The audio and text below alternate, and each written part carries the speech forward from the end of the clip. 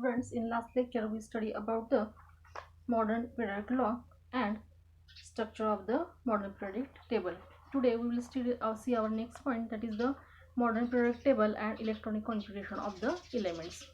You know what is the electronic configuration of the elements. We study about the atomic number, which is the base of the modern periodic table. We know that in modern periodic table elements are arranged in the increasing order of their atomic number, and atomic number means the number of protons present inside the nucleus or the number of electrons inside the shells are called as the atomic number of that element. Electronic configuration means the arrangement of these electrons in the different shells outside the nucleus, that is the electronic configuration. Every shell has a specific space for the electrons. According to it, they are arranged in the shells. This is known as electronic configuration, and according to electronic configuration, every element has a specific position in the modern periodic table.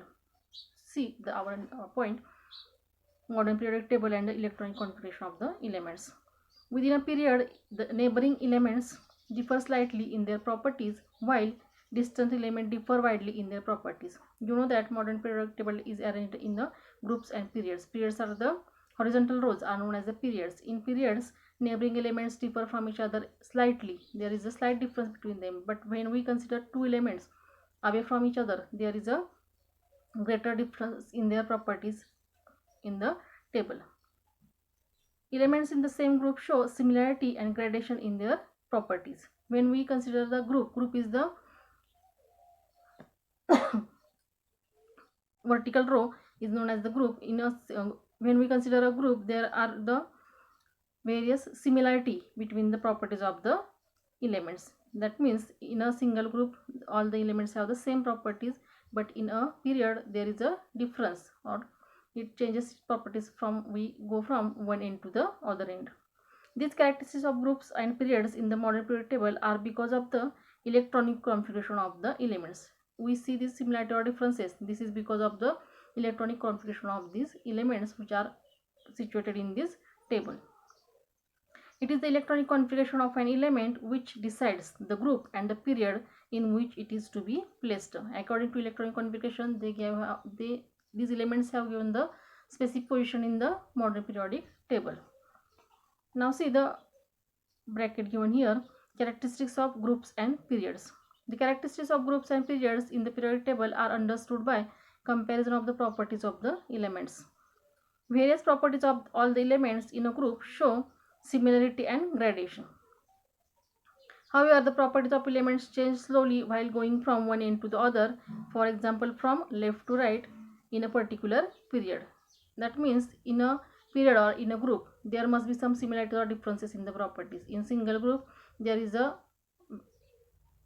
similarity in between the properties of the elements, but in a period there is a slight difference from when we go from one end to the other end.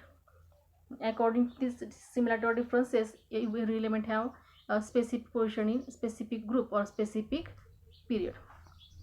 Now the next points on the page number 22, that is the groups and electronic configuration. It is deleted from the syllabus. Do you know this box is also deleted from the syllabus? And on page number 23, periods and electronic configuration, it is also deleted from the syllabus. Only we have to study, that is the in the modern periodic table. This box is for study. See, elements are arranged in the increasing order of the atomic order of their atomic numbers. We know that in modern periodic table basic property is atomic number of the element. Elements are arranged in the increasing order of their atomic numbers. Vertical columns are called as the groups. There are 18 groups, and the chemical properties of the elements in a single group or in the same group show similarity and gradation. While horizontal rows are known as the periods, there are all 7 periods, and the properties of elements change slowly from one end of the to the other end in a period. Thus, this type of similarity differences are seen in the modern periodic table. Now we will study our next point. On page number 24, the question is given here. Can you recall? It is also deleted from the syllabus. So our next point is periodic trends in the modern periodic table. We have to study some properties of elements, how they are differ from each other in the modern periodic table. So in this year we have to study only these properties, that is the valency, atomic size, and metal and non-metal properties.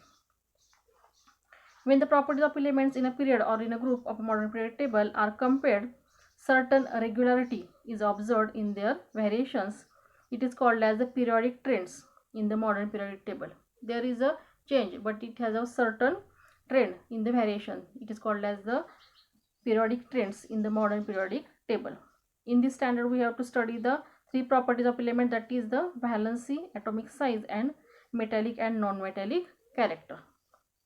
Now our first property is the valency. What is meant by the valency and how it differ from in table according to group or according to period. First we study what is the valency.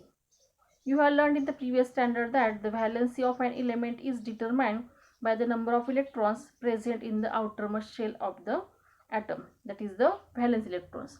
We know that every atom has its specific atomic number. Atomic number means number of protons present inside the nucleus or number of electrons present in the shells around the nucleus. According to number of electrons, they have specific configuration, and every shell has specific capacity to contain the electrons. According to their capacity, the electrons are arranged in outside shells of the atom. The electrons in the outermost shell determines the valency of that element. That means the outermost shell must obtain the octet state. For obtaining the octet state, it can give or take electrons which are required for the octet state. These number of electrons are known as the valency of that element. That means the electrons in the outermost shell that determines the valency of the element. Now we have given some questions below it. See, what is the relationship between electronic configuration of an element and its valency? According to electronic configuration, the outermost electrons determine the number of electrons present in the outermost shell determines the valency of the elements. That means the atomic number determines the electronic configuration, and electronic configuration determines the valency of the element. The atomic number of beryllium is 4, while that of oxygen is 8.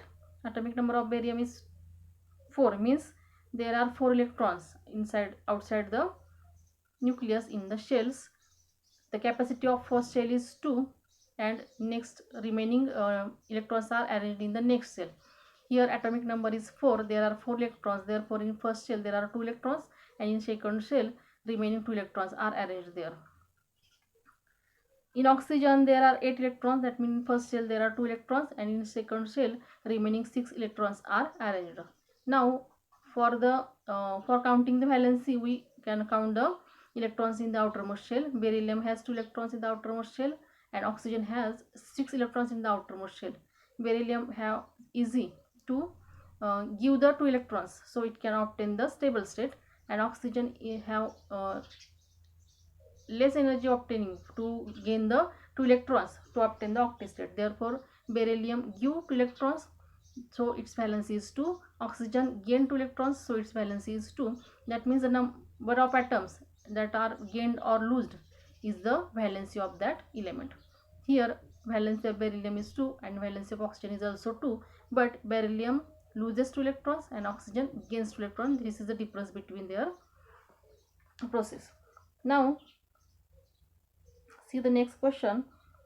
The table on the next page is made up of basis of modern periodic table. We have to write down the electronic configuration of first 20 elements. On page number 25 we have given the example, that is a potassium, and like this we have to write the first 20 elements electronic configuration. First we have to write the symbol of the element. Below it we have to write the atomic number of these elements. Then according to atomic number we have to write the electronic configuration of that element, and according to the electrons in the outermost shell we have to write the valency of that element. Like this you have to write the electronic configuration of first 20 elements in the modern periodic table, and also you have to write the valency of these elements. Now see the next question. What is the periodic trend in the variation of valency while going from left to right within a period? We know that in the period atomic number increases when we go from left to right or from one end to other end. So therefore there must be change in the atomic number, number of electrons, and therefore there must be a change in the valency of the elements. We have to describe it according to period 2 and 3. When we observe the period 2 or 3, we know that the atomic number increases sequentially from left to right, and thus valency of that elements also changes from left to right.